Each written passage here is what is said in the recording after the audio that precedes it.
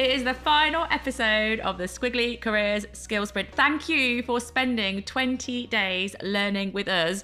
We would love to know how you found this experience. So make sure you give us some feedback, Helen and Sarah at squigglycareers.com. But with one episode left, let's get into it. So we are ending on a high, and the high is the skill of storytelling. And storytelling matters because stories are memorable. When we share a story, our brains light up in a different way. We have mirror neurons in our brain. And so when someone tells a story, they kind of connect. And that's where we feel empathy, we feel connection. If Helen's telling a story about something, I start to think about, have I had a similar experience? And so we don't all want to tell stories all of the time. We do need facts and data along the way. But I think often we can feel that stories are a bit intimidating because you feel like, oh, it needs to be a TED Talk style story, or it needs to be a life story. But I think most of the stories that we tell at work are really small stories. They're just kind of those moments where it shows that we care, that we're human, and you're just bringing things to life in a different way. And so my top tip here, and the thing that I am trying to do more of, because it gets you to be very curious, it gives you a thing to focus on, is to be a story spotter. So set an intention for your week at work to spot the stories that people are saying in the meetings that you're in, the moments that you're having chats with, because I think what it helps you to do is see the variety of stories or examples that people are sharing. Like sometimes I'm looking for the length, I'm looking for are the ones that I'm connecting to very personal stories, like are people bringing a personal story into their professional life? Is that's why it's interesting?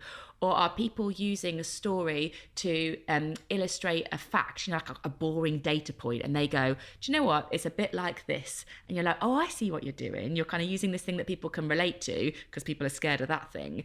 And the more stories you spot at work, I think the more you realize this doesn't have to be this like perfect art, and the more you see, well, what engages me, and it'll give you some insight about, well, what could my stories look like? So just do it for a week. How many stories do you spot? What do you notice about the stories you spot, and what might it help you to think about the stories you tell in your work? And my idea for action here is inspired by Babette Buster. She wrote a brilliant, very short book called Do Storytelling. And one of the ideas she shares in there that's really stuck with me is this concept of gleaming details, that sometimes it's those very small examples that really bring things to life. And I was thinking about this because somebody emailed me yesterday to say thank you for some career development that we are doing in their company. And that happens a bit, so that probably wouldn't have stood out or wouldn't be that memorable. But the reason I can remember that email is she just described a bit about her life. So she talked about the fact that she paints murals and she paints furniture. And she sort of told me a mini story of like who she is in her day-to-day outside of work in like 2 sentences. But I really remember that.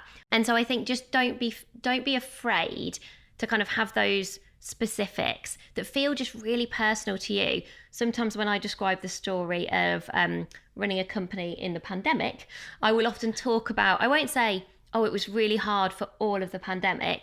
I will talk about the first sort of 2 to 3 days where that really hit our company, where I remember the coffee shops were still open, which is good news for me because I love an overpriced coffee. So I'd gone to get myself a nice coffee locally and was sort of holding this expensive coffee and just seeing emails, getting phone calls with all of our work disappearing and just thinking, interesting, this is serious and this is going to be really hard. And I just remember sort of standing still and not really knowing what to do, whether to like call Helen, to go home, to drink the coffee. Like, should I have spent this £3.50 on this coffee? Because what's going to happen?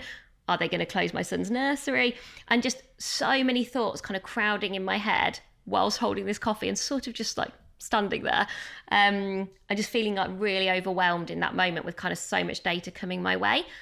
And I share that story a bit sometimes in workshops, and I always say to people like 25 minutes later, oh, what do you remember? And everyone just goes, the coffee.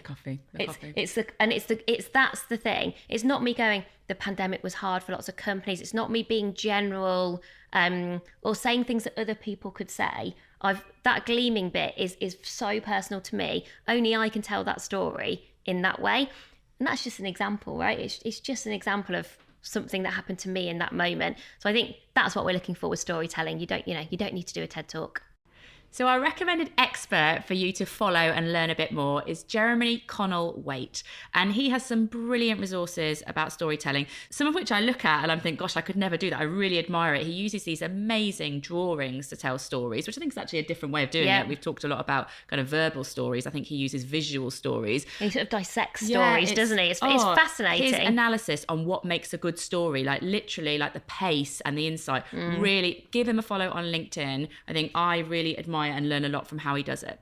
But back to you. We just want to say, because this is it, this is the end of our skill sprint, and we just want to say, first of all, well done. It's not easy to commit to 20 days of learning. Thank you for being part of this. Thank you for bringing your energy. Thank you for sharing it with other people. We will send you your badge, so please share that, celebrate your learning success, tag us in your posts on LinkedIn. We would love to see it and give you kind of a massive thumbs up and a bit of support for all of the learning that you've done. Anything else that you'd like to say? We always want to get better. Work in progress is one of our values. So please do get in touch with us. Connect with us directly on LinkedIn. Say you've been part of the Squiggly Careers Skills Sprint. We'll always accept that invitation. And we would love to know, in particular, any even better ifs. So if we do this again, what was missing? What's one change we could make that would make this even more useful for you? Because that's how we know that we can just really help everyone to be even better in their squiggly careers. Well done, everybody.